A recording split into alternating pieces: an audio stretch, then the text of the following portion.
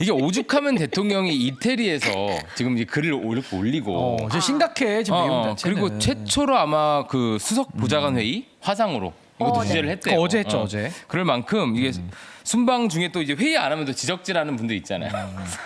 또 하신 것 같긴 한데 아유, 그래요. 결국 이 국내 정치 얘기가 자꾸 이제 국외의 어떤 외교 성과도 좀 발목을 잡는 좀 이런 상황 계속 되는 것 같고 네. 꼭 순방 나갈 때마다 이렇게 회복 많이 하시는 그 민주당 정치인분들이 계세요. 정모 청래 대표님 같은 분들. 아 정권이 짧다 그랬던가요? 그렇죠. 짧고 뭐 영원하고 이런 얘기 하시는데 보안 수사권 얘기도 있었습니다. SNS에. 네. 그런 얘기들이 나오니까 글을 안 쓸 수가 없어. 저는 이재명 대통령이 SNS 많이 좀 덜 하시라고 주장하는 편이에요. 근데 요즘은 하셔야 되는 더 하셔야 돼. 더 하셔도 된다주의가 된 거예요. 요즘은 맞아. 이런 당내 문제에 대해서는 아 심각해. 말하지 않으면 모르니까.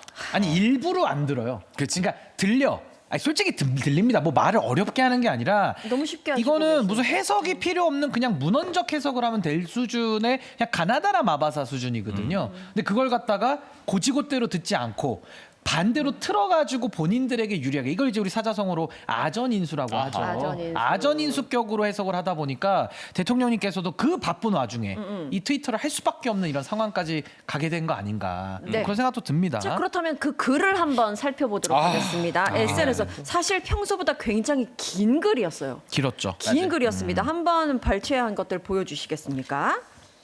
SNS에 이게 6월 13일 이탈리아에서 도착한 메시지입니다. 야당은 여당과 정부에 대한 감시, 견제, 공격이 중요하지만 여당은 주어진 권력으로 책임을 지는 능력과 실력, 포용과 통합이 중요합니다. 당연한 말씀이시죠. 이상이 없는 현실주의자는 기회주의자가 되고 현실이 없는 이상주의자는 해결책 없이 편가르게 집중하는 무능한 선동가가 된다. 대결과 배제보다는 끊임없는 대화와 소통으로 갈등을 조정하는 큰 그릇 역할을 해야 한다. 아하. 뭐 요 정도 요약해 볼 수 있겠네요. 한마디로 하면 그릇론. 그렇지 그릇론인데 한마디로 하면 우리는 집권 여당이다. 운동권 좀 그만해라. 저는 이렇게 보고요.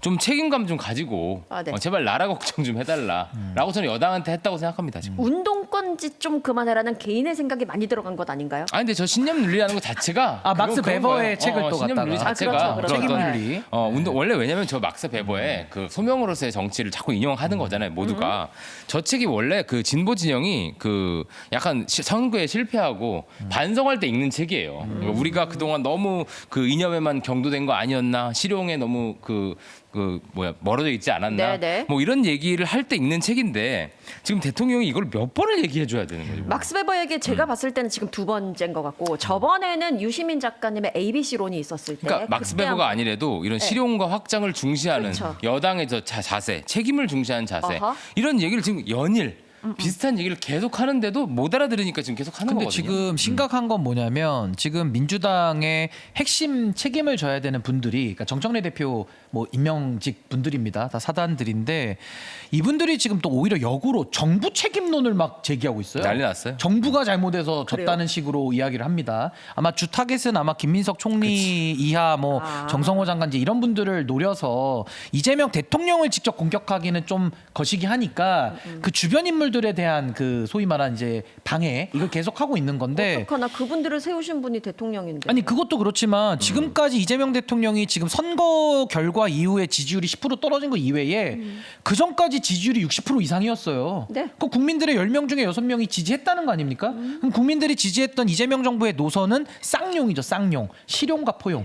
이 실용과 포용을 지금의 시대 정신으로 이재명 대통령께서 해오고 계셨는데 만약에 쌍용 노선이 잘못됐으면은 그때 지지율이 떨어졌었겠죠. 근데 계속 국민적 평가를 받아오다가 이번 선거 지고 나니까 지지율이 딱 떨어졌다는 것은 네. 누가 뭐라고 해도 민주당이 잘못했기 때문에 지지율이 떨어진 거거든요. 어허허. 근데 이거를 또 반대로 해석을 해서 정부의 어떤 관계자들의 실언과 실책 때문에 마치 선거를 졌다라는 식으로 지금 프레이밍을 짜고 있기 때문에 전 이렇게 가면 정말 책임 정치 불가능하다. 막스 베버의 책을 갖다가 이건 정말 어떻게 읽으면 저런 식의 판단을 할 수 있을지 저는 굉장히 저거는 좀 대통령에 대해서 반기를 드는 그런 태도가 아니냐 전 그렇게 봅니다. 그러니까 대통령 입장에 좀 짜증이 나는 거예요. 그러니까 뭐냐면요. 대통령이 되면 보이는 게 있을 겁니다. 그동안 야당으로서 했던 주장이 그대로 다 실현될 수 없다. 책임감을 가지고 다르게 보기 시작하는 거거든요. 그러니까 그 전에 이제 야당과 혹은 소위 이제 이념적인 전통적 민주당대로 이 하자는 대로 했다가는 망한다 이렇게 생각하는 거예요. 네. 근데 자꾸 그렇게 하재요. 지금 민주당에서. 그럼 그렇게 했을 때 책임 누가 질 거냐고. 대통령이 지나고 하는 거죠. 그러니까 만약에 정권 지지율 떨어지고 정권 재창출 안 되면 정청래 대표 정계 은퇴할 겁니까? 김용민 의원님 정계 은퇴할 거예요? 아무도 책임 안 질 거면서 하자는 대로 좀 계속 그러는 거야. 단지 그 순간에 쇼츠 조회수와 페북 좋아요를 많이 받기 위해. 딴지에서 더 많이 샤라웃 받기 위해. 너무 무책임한 거예요. 아니, 그러니까 그리고- 대통령이 이렇게 쓰는 거야. 아니 그리고 저는 정청래 대표가 이번에 정권은 짧고 국민은 영원하다라고 했는데 정청래 대표가 바라보는 국민은 딴지 아닙니까? 정권은 짧고 딴지는 영원하다 이렇게 읽는 게 저는 맞다고 보는데 가만히 생각해 보시면 왜 제가 목청 높여서 노선에 대해서 주구장창 이야기를 하고 왜 이재명 대통령이 말씀하시는 실용과 포용 이 쌍용 노선이 저는 더 힘을 받아야 된다라고 왜 주장하냐면요. 과거에 민주당의 집권사를 한번 떠올려 보십시오. 네. DJ 대통령이 중도개혁 실용 말씀하셨거든요. 네. 정권 재창출했습니다. 물론 당시에 유시민 전 장관 같은 분은 DJ 하야라라고 공격까지도 했지만 어쨌든 정권 재창출은 했습니다. 그러고 나서 친노와 친문 정권을 지나서 이재명 정부 왔잖아요. 친노와 친문은 사실 노무현 대통령 빼고 노무현 대통령은 그래도 통합 노선을 많이 걸어가셨던 분인데 그 주변에 있던 친노 친문 세력들은 늘 이념지향적이고 축소지향적인 정치를 해왔거든요. 지지층 결집만을 부르짖는 정치를 해왔어요. 그 결과 노무현 정권은 정권 재창출 못했고요. 문재인 정권은 본인들이 키운 윤석열이라는 괴물에게 정권을 내준 이 결과를 만들었거든요. 그러면 지금 이재명 정부를 이끌어가고 있는 이재명 대통령 입장에서 어떤 노선을 가야 되겠습니까? 이거 답이 뻔하잖아요. DJ 대통령의 실용과 중도개혁 합리의 노선을 갈 수밖에 없는 거예요. 그래야 한 명이라도 더 지지자들 만들어서 정권 재창출하고 나라를 바꿔야 나가야 된다. 이 이야기를 일관되게 하고 있는데 이 정청래 대표를 중심으로 이 문조털레유 그룹에서 결국에는 본인들이 해왔던 대로 더 하자고 지금 주장을 하고 있으면서 선거 패배의 책임도 안 져버린다? 이거 도리가 없죠. 이거 답이 없는 겁니다. 이렇게 되면. 그러니까 되게 정확한 얘기인데 진짜 무책임한 거고요. 한마디로 좀 죄송한 얘기지만 좀 철딱서니가 없는 거예요. 정치적으로. 그러니까 이게 저는 김어준 씨나 이런 분들, 팀 김어준이라고 불리는 분들을 일종의 정치적 군수업자라고 봅니다. 이 전쟁이 계속돼야 되는 사람들 그리고 이렇게 그 사이에 사람이 죽든 말든 무기상이네. 먹고 사는 게 참 어려워져도 사람들이 정말 고통스럽든 말든 그리고 사회 갈등으로 사회가 두동강 나든 말든 자신들 돈 벌고 권력 챙기면 그만인 거예요. 제가 이거를 정치권 들어서 한 12년째 있는데 10년째 봤어요. 그전에도 더 그랬고요.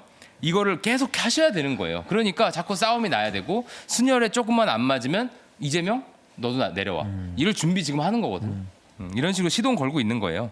결국 이게 되게 현명한 그 여론의 힘으로 주변화 시켜야 되고 저는 그 기회가 언제 오나 싶었어요. 근데 이재명 대통령 당선과 함께 이재명 대통령이 중도실용 행보를 시작하고 이 국면이 열린 거예요.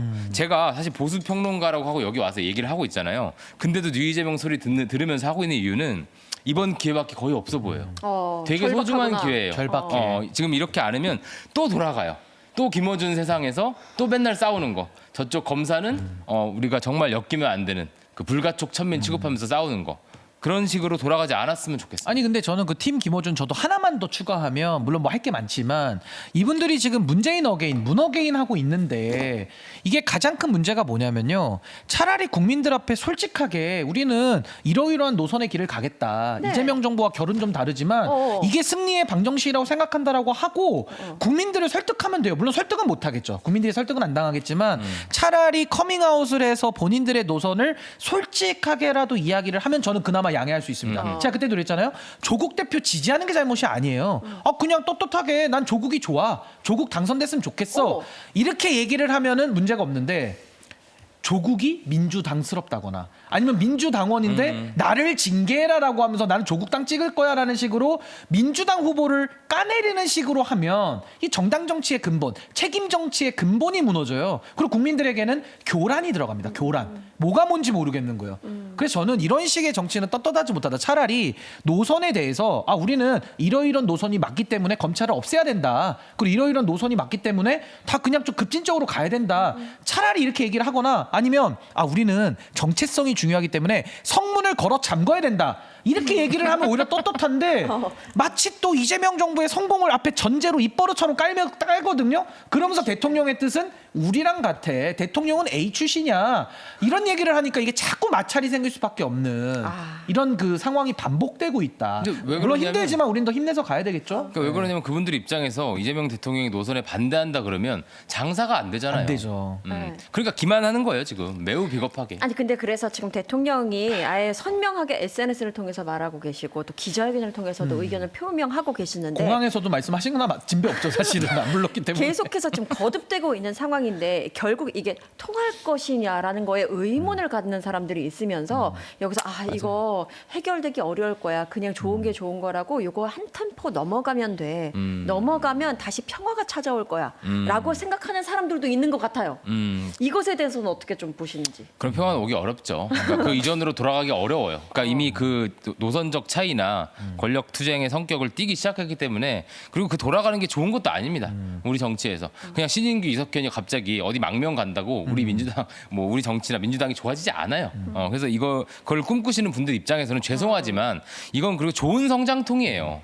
저는 이게 민주당에게 굉장히 건강하게 작동할 거라고 생각합니다. 이번 전당대회를 거치면서 이재명 대통령이 굉장히 큰 빌드업을 지금 과정 안에서 결실을 맺기 직전이라고 생각하는데 이게 성공하면 굉장히 민주당이 업그레이드 되는 거예요. 지금 그 전에 발전되는 거죠. 그럼요, 매우 그런 차원으로 바라봐줬으면 좋겠어요. 근데 일각에서는 이런 얘기가 있습니다.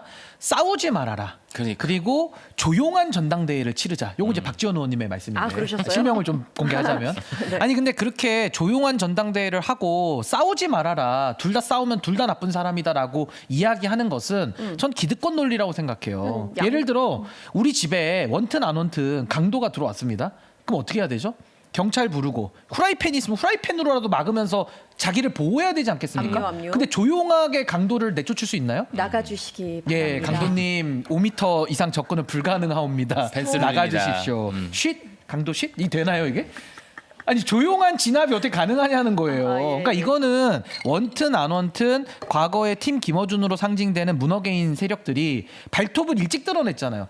드러내면서 지금은 사실상 전면전도 아니고 기만적 전면전을 피고 있거든요. 앞으로는 이재명 정부의 성공을 깔면서 뒤에서 찌르는 형태를 취하고 있기 때문에 여기서 싸우지 말아라. 조용히 치르자. 이런 식의 논리는 저는 강자의 논리. 아까 비유로 치자면 강도의 논리. 강도는 조용하면 좋죠. 조용해야 본인이 빨리 금은 동을 갖다가 회수해서 현찰도 가지고 나가면 될 거 아닙니까? 조용히 하면 내가 요것만 들고 나갈게. 그리고 신고하지 마. 조용히 가야 돼. 그러니까 이렇게 가기 때문에 저는 너무 강자의 논리로 가지 않았으면 좋겠다. 지금 저도 민주당이요. 평화가 왔으면 좋겠고 빨리 안정됐으면 좋겠어요. 근데 안정을 가기 위해서는 지금 부득이하게 수술대 위에 올라갈 수밖에 없는 당의 상황이라는 게 있는 거거든요. 근데 그걸 안 하고 넘어가자. 이거 저는 굉장히 기만적인 태도다. 전 그렇게 봅니다. 호텔만 이게 있나 봐요. 예. 간단하게 그냥 이게 안 좋은 악습 같은 건데요. 문재인 정부 때 민주당이 그때부터 이어져온 원팀론 같은 게 있습니다. 원팀론. 그 원팀의 어떤 그 기조를 해체하려고 하는 자는 저쪽 그 편이다. 간첩, 왜 그런 간첩이다. 거예요? 진보는 분열해서 진다. 분열로 이런 것 망한다. 때문에. 그것도 분열로 망한다. 개소리라고 생각해요. 아, 그래요? 부패와 그 분열은요. 그냥 품격 양쪽 있게 쓰세요. 어디든 개소리라고. 양쪽 어디든 그냥 망해요. 그 둘 다. 그 진보와 보수의 특징이 아니에요. 그거는 그냥 기득권을 가진 자는 분열하게 돼 있죠. 권력이 커지면 그렇지. 그렇게 되는 부패하거나 분열해요. 그러니까 그걸 갖고 우리는 뭐 흩어지면 죽는다 이런 식으로 당내 어떤 건강한 토론을 다 막은 거거든요. 그래. 알았어. 거기에 대해서 우리가 극복을 해야 된다.